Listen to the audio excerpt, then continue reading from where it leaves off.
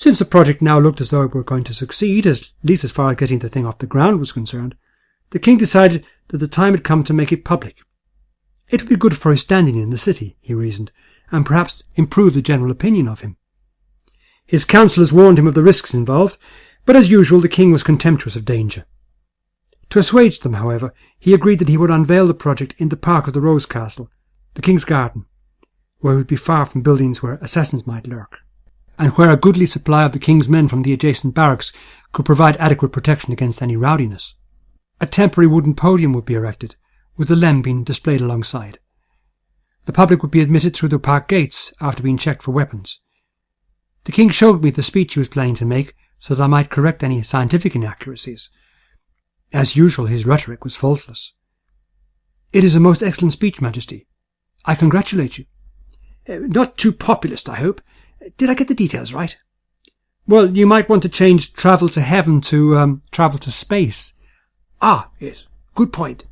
No need to get the Archbishop riled up again, eh?" The Saturday morning on which the king was due to present the project was sunny, if rather cold. I was getting ready, standing shaving at the glass, when I thought I heard knocking. I ignored it at first, putting it down to the many peculiar noises that emanated by the old tower, but it persisted. Eventually, patting my chin with the towel, I went to open the apartment door. Outside stood Erica Thorne.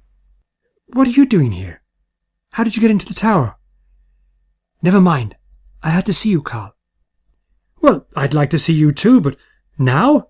I have to attend the king's presentation in an hour." "The king will not miss you." "I am to stand beside him on the podium. I am quite sure he will notice if I am not there."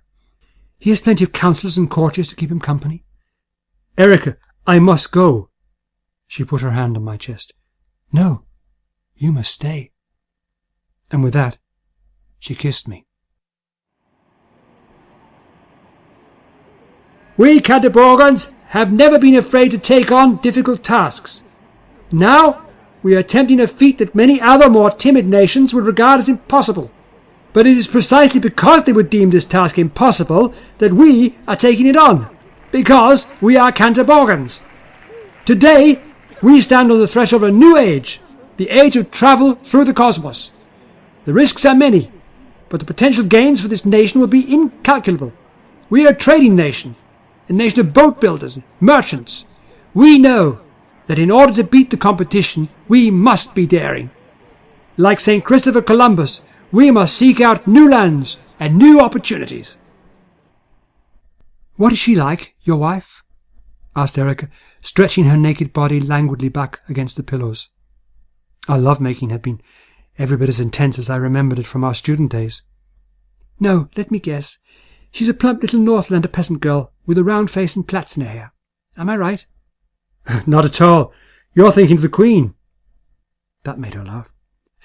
"Carl, you must be careful what you say." "I am lying in bed with a member of the League for Democracy. I think what I say may be of rather minor significance at this stage." "Do you love her?" Yes, I think so. She's a good woman. But it's different with you." "And with you," said Erica, putting her hand to my cheek and looking into my eyes. She drew me down onto the bed again. "And that is why I believe we should commit ourselves, before this summer is out, to sending a man to the moon and returning him safely to the earth. The nation that is first to embrace this magnificent adventure will be the first to reap the rewards. And I believe that those rewards will directly benefit every one of you standing here today. I am therefore calling for your support in this great venture. Canterbury is going to the moon. We are going to travel to heaven." There was a loud, echoing report from outside like an explosion. Erica started. "Oh, it's just a cannon over the castle," I said. "The show must be ending." She gave a strained smile. "It's time I was getting out of here, Carl, before I am discovered." She slipped out of the bed and began to struggle hurriedly into her clothes. "What, by your lover?" "Not by him. By the king's men." "What would he do if he knew you were here? Would he challenge me to a duel?" "Oh, he knows I'm here." "He knows?" She looked back at me, her hand on the door handle. "Of course. he let me in. Notice: all civilian traffic is forbidden with immediate effect in all streets bordering the King's Garden. Costermongers and other persons with business at the castle must apply for a pass. Any persons contravening this order will be subject to arrest and confinement without trial, at the pleasure of His Majesty the King. By order, R. Racklinson, Watch Commander. It was a week before I was allowed to visit the King. I was a little nervous about what mood I might find him in, but I need not have worried. Carl, good to see you, he said weakly, lying propped up on pillows in his four-poster bed. I had not seen the King's bedchamber before. There were many drapes and velvet coverings, a few paintings. It was softer, less robust somehow than I would have expected of him. We were not, of course, alone. His equerry kept a sharp eye on me from the end of the bed. Everyone now was being treated as a potential assassin. The King looked rather less vigorous than usual, but that was only to be expected. His head and midriff were heavily bandaged.